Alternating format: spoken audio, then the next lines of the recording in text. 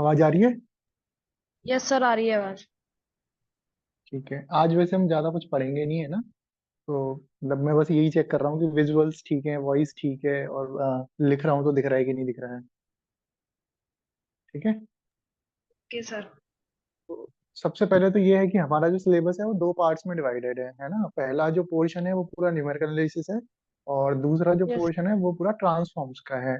तो numerical analysis के अंदर चार अलग अलग टाइप्स की प्रॉब्लम सॉल्व करने के लिए मेथड्स हैं। मतलब जहाँ पे हम एग्जैक्ट सॉल्यूशन नहीं निकाल पाते, वहाँ पे हमें न्यूमेरिकल एनालिसिस की जरूरत पड़ती है अप्रोक्सीमेट सॉल्यूशन निकालने के लिए। और दूसरा जो पोर्शन है वो इंटीग्रल ट्रांसफॉर्म्स का है। अब इंटीग्रल ट्रांसफॉर्म्स की जरूरत कहाँ पे पड़ती है? तो कुछ प्रॉब्लम्स हैं, जैसे हमने ऑर्डिनरी डिफरेंशियल इक्वेशन पढ़ा, पार्शियल डिफरेंशियल इक्वेशन पढ़ा, तो हमने वहां पे भी जब ओडी और पीडी को सॉल्व करने के मेथड सीखे, तो वो किसी पर्टिकुलर टाइप की ऑर्डिनरी डिफरेंशियल इक्वेशन या कुछ पर्टिकुलर टाइप की पार्शियल डिफरेंशियल इक्वेशन को सॉल्व करने पे ही हम लगा पाते थे। इन जनरल सारी ओडीज या सारी पीडीज सॉल्व हो पाए, ये जरूरी नहीं है उन मेथड से जो कि हमने पहले सीखे हुए हैं। तो इंटीग्रल ट्रांसफॉर्म भी हमारी क्या हेल्प करेगा? ओडीज पीडीज को सॉल्व करने में हेल्प करेगा। अब हमारे सिलेबस में जो इंटीग्रल ट्रांसफॉर्म्स हैं उनमें हम तीन इंटीग्रल ट्रांसफॉर्म्स पढ़ेंगे। सबसे पहले हम पढ़ेंगे लाप्लास ट्रांसफॉर्म, फिर हम पढ़ेंगे जेट ट्रांसफॉर्म, उसके बाद हम पढ़ेंगे फूरियर ट्रांसफॉर्म। ठीक है। तो ओके सर। लाप्लास ट्रांसफॉर्म का स्पेशली जो यूज है वो ओडीज और पीडीज को सॉल्व करने का किया जाएगा। तो ओडीज में भी स्पेशली दो टाइप की प्रॉब्लम हम पढ़ेंगे, इनिशियल वैल्यू प्रॉब्लम और बाउंड्री वैल्यू प्रॉब्लम। इन दोनों टाइप की प्रॉब्लम्स को सॉल्व करने के लिए हम लाप्लास ट्रांसफॉर्म का यूज करेंगे। अब इनिशियल वैल्यू प्रॉब्लम क्या है और लाप्लास वैल्यू प्रॉब्लम क्या है, सॉरी, इनिशियल वैल्यू प्रॉब्लम क्या है और बाउंड्री वैल्यू प्रॉब्लम क्या है? तो जिस तरीके से हम लोगों ने सेकेंड सेमेस्टर में डिफरेंशियल इक्वेशंस पढ़ी थी, वहां हम जनरल सॉल्यूशंस निकालते थे ओडी या पीडी का।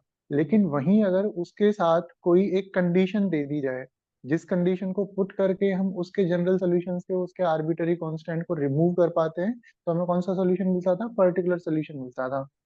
तो वैसे ही यहाँ पे इनिशियल वैल्यू प्रॉब्लम से मतलब अगर किसी ऑर्डिनरी डिफरेंशियल इक्वेशन के साथ एक इनिशियल कंडीशन दे रखी है, मतलब कि सॉल्यूशन की वैल्यू इनिशियल पॉइंट पे क्या होगी, तो उसको यूज करके हम क्या कर सकते हैं?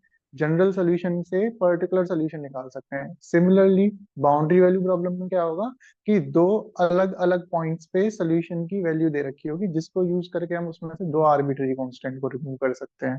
ठीक है। तो लाप्लास ट्रांसफॉर्म का यूज हम ऑर्डिनरी डिफरेंशियल इक्वेशंस को सॉल्व करने के लिए पढ़ेंगे, सीखेंगे। अब लाप्लास ट्रांसफॉर्म में तीन तरीके की एक्सरसाइजेज हैं पहले हमारे पास। तो सबसे पहले तो लाप्लास ट्रांसफॉर्म ही पढ़ना है कि किसी फंक्शन का लाप्लास ट्रांसफॉर्म हम कैसे निकालते हैं। उसके बाद इनवर्स लाप्लास ट्रांसफॉर्म पढ़ना है। थर्ड, किस तरीके से लाप्लास ट्रांसफॉर्म और इनवर्स लाप्लास ट्रांसफॉर्म की हेल्प से हम ओडीज को सॉल्व करेंगे। ठीक है। तो फर्स्ट ऑफ ऑल की लाप्लास ट्रांसफॉर्म है क्या, किस तरीके से वर्क करेगा, क्या इसके बेसिक फॉर्मूलाज रहेंगे, वो हम सीख लेते हैं पहले। ठीक है। Okay sir. तो पहले हम क्या पढ़ रहे हैं? Laplace transform. विजिबिलिटी तो मुझे लग रहा है पूरे ही बोर्ड की होगी, है ना? यस सर, पूरा बोर्ड दिख रहा है।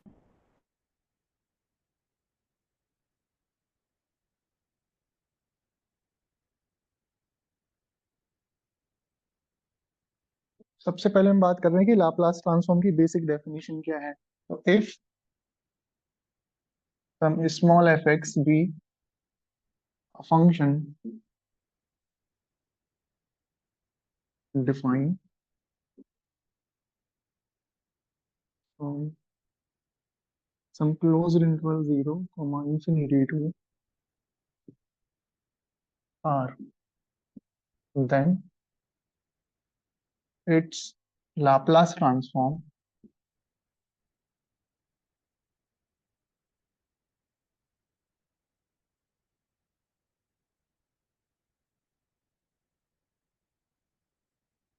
it will be equals to 0 to infinity e power minus st ft dt। ठीक है। अगर कोई फंक्शन हमें दिया हुआ है जो कि 0 से आर पे डिफाइन है, तो इसका जो लाप्लास ट्रांसफॉर्म होगा, this will be denoted as capital L of, बड़े वाले ब्रैकेट में स्क्वायर ब्रैकेट में F x, will be equals to 0 to ∞ e की power minus S T F T D T. अब यहाँ अगर हम एक चीज देखें, किसके रिस्पेक्ट में इंटीग्रेशन है? टी के रिस्पेक्ट में। कैसा इंटीग्रल है? डेफिनेट इंटीग्रल है, क्योंकि लिमिट्स दी हुई है कुछ ना कुछ कांस्टेंट में। तो जब इसको इंटीग्रेट कर देंगे तो टी के रिस्पेक्ट में इसको इंटीग्रेट कर दिया जाएगा, लिमिट्स यूज कर दी जाएंगी, तो फंक्शन किस मतलब ये जो वैल्यू आएगी वो किसके टर्म्स में बचेगी? एस के टर्म्स में। किसके टर्म्स में बचेगी? एस के टर्म्स एस में। के। तो ये हम बाद में इसको डिनोट कर सकते हैं कैपिटल एफ ऑफ एस।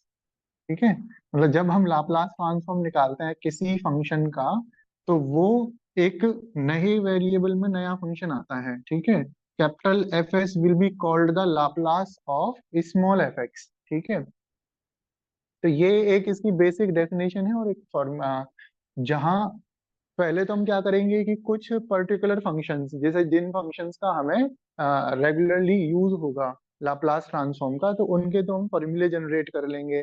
लेकिन जहाँ जो बेसिक फॉर्मूले सॉरी मतलब जहाँ पे हमने फॉर्मूले जनरेट नहीं किए हुए लेकिन फिर भी उस तरीके के फंक्शंस का हमसे लाप्लास ट्रांसफॉर्म पूछा है, तो फिर हमें यही फॉर्मूला याद रखना है, ये यूज होगा।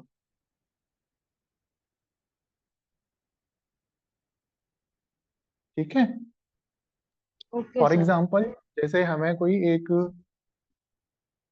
फंक्शन दिया हुआ है, small F X is equals to से एक्स स्क्वायर, और डिफाइन फ्रॉम 0 टू आर। है ना, हमसे कहा कि फाइंड लाप्लास ट्रांसफॉर्म ऑफ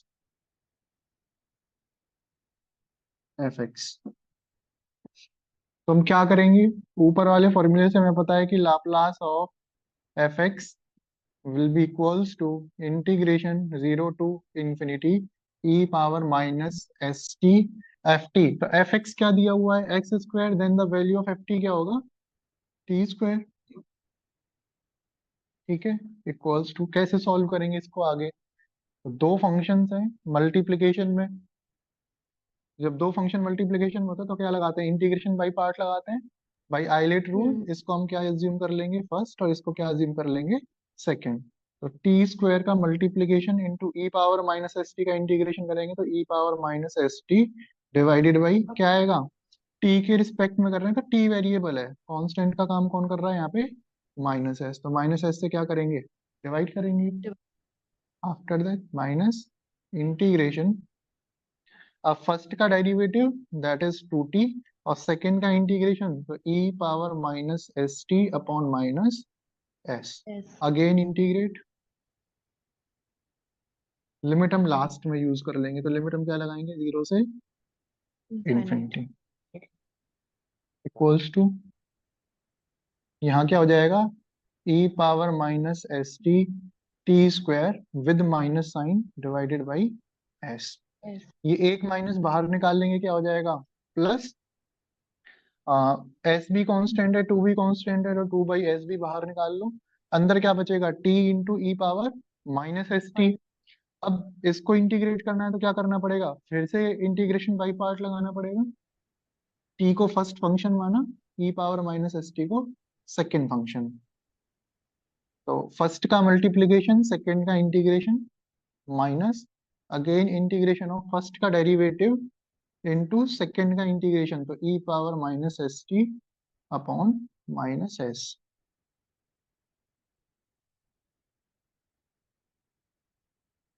यही आएगा।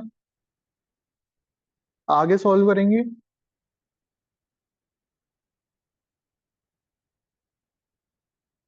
तो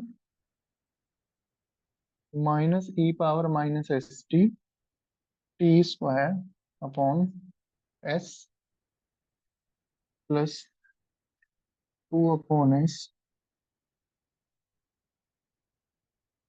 ये भी as it is, T e power minus S T upon minus S.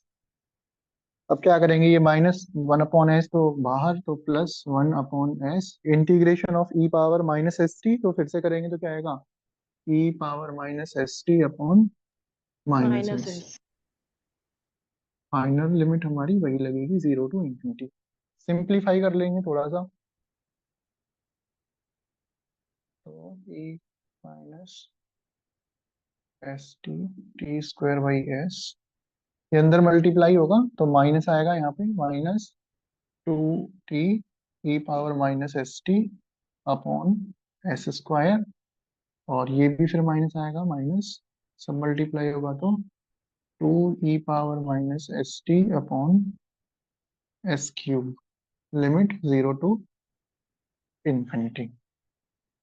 अब क्या करेंगे, अलग अलग लिमिट लगा लो सब पे। ठीक है, इस पे लिमिट लगाएंगे 0 to ∞। एक चीज और, अब लिमिट जो लग रही है, हमारा इंटीग्रेशन किसके टर्म्स में था, टी के टर्म्स में था, है ना, तो लिमिट किस पे लगेगी, सिर्फ टी पे लगेगी, एस इंडिपेंडेंट है लिमिट से। तो 1/s बाहर,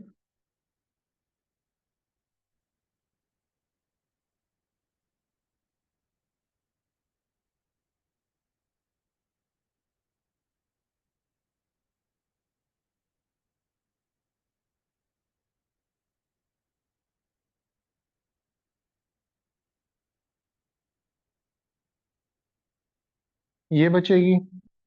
अब देखो इन्फिनिटी वाली जब लिमिट लगाते हैं तो ऐसे सीधे पुट नहीं करते हैं ना, कि जो प्रॉपर मेथड है मैथमेटिक्स में दिखाने का, वो तो क्या होता है कि 1/s limit T tending to infinity, ये माइनस भी बाहर ही रख लेते हैं, e⁻⁻st t square minus, zero सीधे पुट कर सकते हैं। जो डेफिनेट लिमिट्स, डेफिनेट लिमिट्स का मतलब है, या फिर जो फाइनाइट लिमिट्स हैं उनको डेफिनेट लिमिट भी बोल सकते हैं, और जो इनफाइनाइट लिमिट्स या फिर प्रॉपर इम्प्रॉपर प्रॉपर बोलते हैं।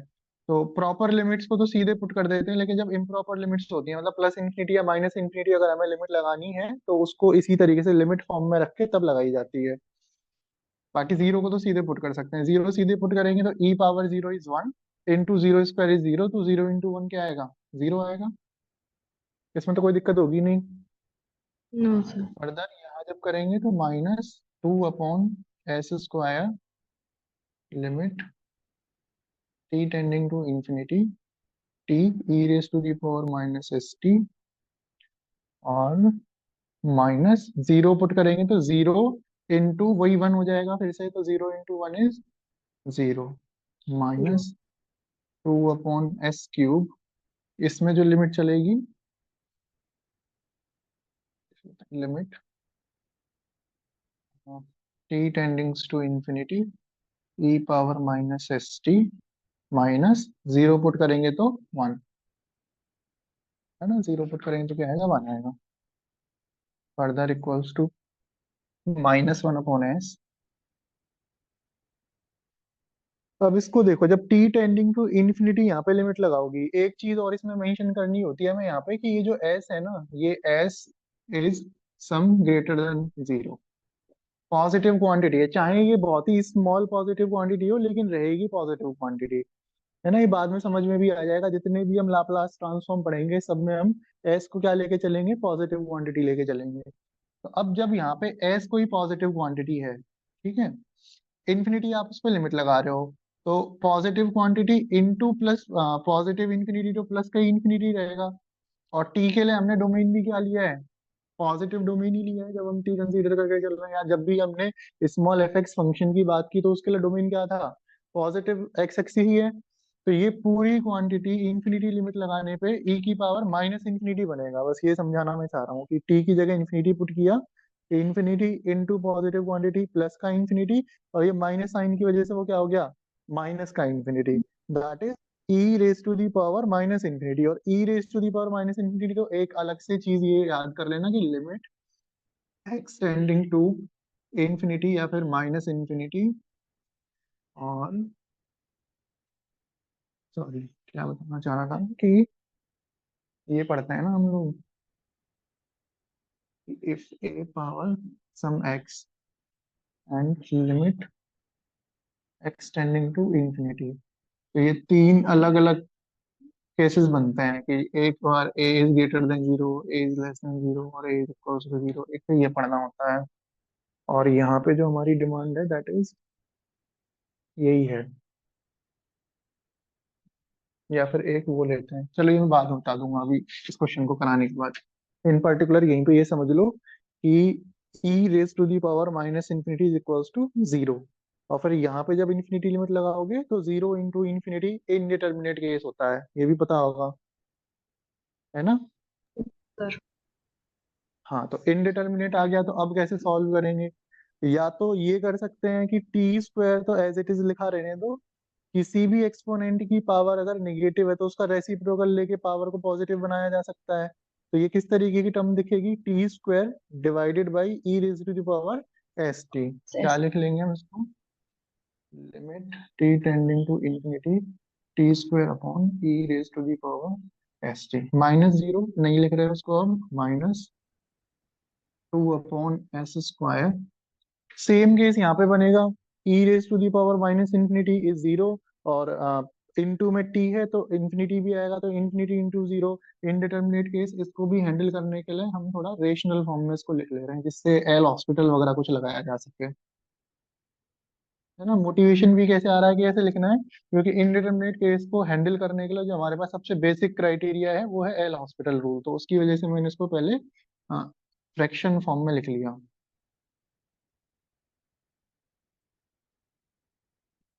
यहाँ आप सीधे जब लिमिट लगाओगे तो e raise to the power minus infinity, और e raise to the minus infinity is zero, तो क्या आएगा? Zero minus one. यहाँ तक तो कोई दिक्कत होगी नहीं। No sir. मिटा दूं? 1 मिनट सर, एसएस ले लूं।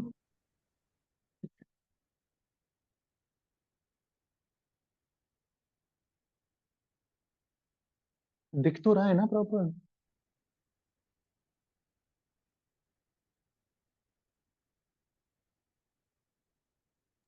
मिटा दीजिए सर। दिख रहा है कि और बड़ा लिखना है, ये बताओ पहले। दिख तो रहा है लेकिन है ना, ये जो साइड वाला है थोड़ा कम है। थोड़ा पास ले लीजिए। पूरा बोर्ड कैप्चर कर रहा है ना ये।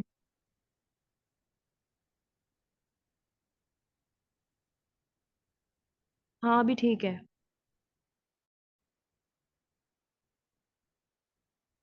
ना, इतना ठीक है, हाँ ठीक है। इतना ठीक। मैं उधर ही खड़े होकर पढ़ाऊंगा तो।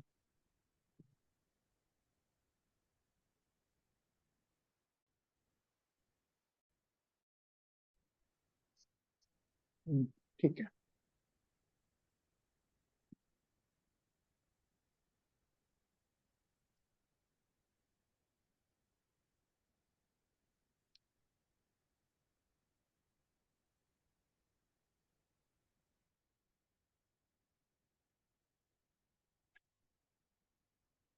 तो लास्ट अब क्या कहाँ पहुंचे कि माइनस वन अपॉन एस। अब इस लिमिट को समझते हैं पहले। इन्फिनिटी पुट कर रहे हैं तो infinity square is infinity, infinity by e raise to the power infinity again infinity, तो इन्फिनिटी डिवाइडेड बाई इन्फिनिटी। तो इनडिटरमिनेट केस एल हॉस्पिटल लगाओगे तो क्या करते हैं? ऊपर वाले का अलग डेरिवेटिव करते हैं, नीचे वाले का अलग डेरिवेटिव करते हैं। तो जब इसको सॉल्व करोगे ऊपर वाले का डिफरेंशिएशन क्या आ जाएगा? है। Limit t tends to infinity क्या आएगा? टू टी डिवाइडेड बाई नीचे वाले का डिफरेंशिएशन करोगे तो s into e power S t हाँ। Minus two by s square. Similarly इस पे एल हॉस्पिटल लगाओगे तो one. One upon raise to the power S t, और एस और आएगा मल्टीप्लाई में।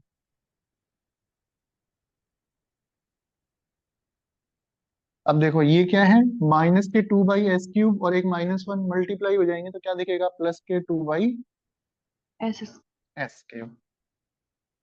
ठीक है, क्यूब है उधर।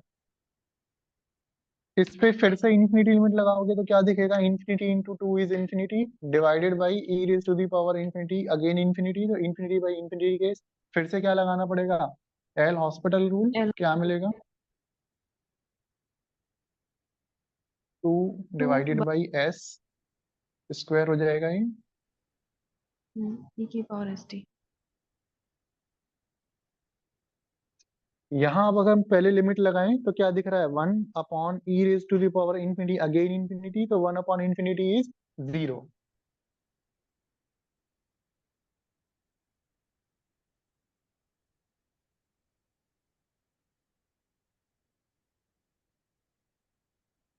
यहाँ पे भी सेम, अगर टी टेंडिंग टू इंफिनिटी लगाएंगे तो टू अपॉन ये नीचे वाला पूरा पोर्शन क्या हो जाएगा? इंफिनिटी हो जाएगा। तो some finite quantity divided by infinity is zero. Yes sir. और ये मल्टीप्लाई करोगे तो जीरो ही आएगा। +2/s³। ये भी जीरो, तो ये सब जीरो है। क्या मिला सिर्फ लास्ट में हमें? 2/s³। क्या पता चला हमें? कि एफ ऑफ एक्स जब हम क्या लेके चल रहे थे, x², देन जो Laplace transform of f(x) x² था वो हमें मिला 2/s³। s³। ठीक है। बट ऐसा, अब ये मजदूरी हम बार बार नहीं करेंगे। अभी हम क्या करेंगे कि जो हमारा फंक्शन था वो क्या था? x² था। या फिर तुम्हारी बुक में आई थिंक कि फंक्शंस को टी के फॉर्म में ही लेके चल रहे हैं, ft लेके चल रहे हैं। तो हम क्या करेंगे, एक फॉर्मूला जनरेट करेंगे किसके लिए? When f of t is equals to some t raise to the power n। अभी हमने पढ़, लेकिन हम जिससे हमें एक फॉर्मूला जनरेट होकर मिल जाएगा कि अगर f of t some t power n है, तो हम सीधे सीधे किस तरीके से हम उसका लाप्लास ट्रांसफॉर्म निकाल सकते हैं।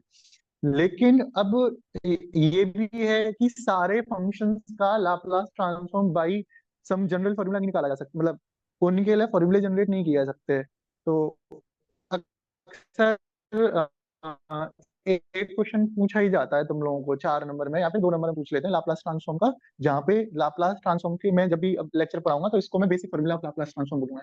बेसिक या fundamental formula for Laplace transform. तो हमें पहले तो ये आइडेंटिफाई करना सीखना पड़ेगा कि किस टाइप के फंक्शंस का जब हम लाप्लास ट्रांसफॉर्म निकालेंगे तो किससे निकालेंगे, बेसिक फंडामेंटल फॉर्मूले से, या फिर कौन से ऐसे फंक्शंस होंगे जिनका लाप्लास ट्रांसफॉर्म हमें बाई सम थ्योरम या फिर बाई सम पर्टिकुलर फॉर्मूले से निकालना है। ठीक है, तो वो अभी 1-2 दिन में समझ में आने लगेगा। ठीक है, इतना समझ आ रहा है? ओके सर, आ रहा है।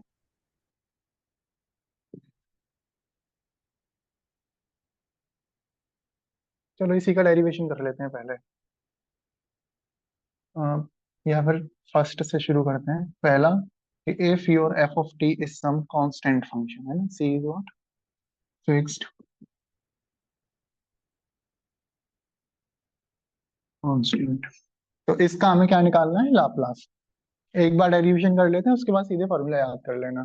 तो by the fundamental formula for Laplace transform, what we know that कि Laplace of F of T is equals to 0 to ∞ e की power minus S T into F T D T. By substituting the value of F T 0 to ∞ e raise to the power minus S T. F T क्या है? Some constant D T. ये constant क्या होगा? Integration से बाहर निकाल सकते हैं।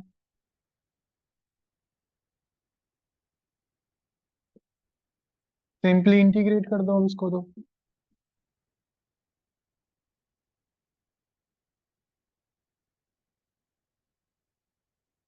लिमिट लगाएंगे तो इन्फिनिटी वाली लिमिट तो हम जानते हैं कि लिमिट फॉर्म में ही लगाते हैं। That is t tending to infinity e raise to the power minus S T upon minus s, minus zero put कर देंगे सीधे। किसकी जगह पुट करेंगे? टी की जगह। E raise to the power zero upon minus s. ये limit जब इवेल्युएट करोगे तो t tending to infinity, t की जगह इंफिनिटी पुट करोगे तो e raise to the power minus infinity क्या आएगा? जीरो। तो zero divided by some non zero quantity क्या होता है? जीरो ही होता है, तो ये लिमिट क्या आएगी? जीरो आएगी। माइनस, ये माइनस और ये माइनस क्या हो जाएंगे? प्लस हो जाएंगे। E raise to the power zero क्या होता है? वन होता है, अपॉन एस। फाइनली सॉल्व करोगे तो सी अपॉन एस। क्या सीखा यहाँ से? कि Laplace transform of some constant is equals to constant divided by s. In particular, if f of T is one,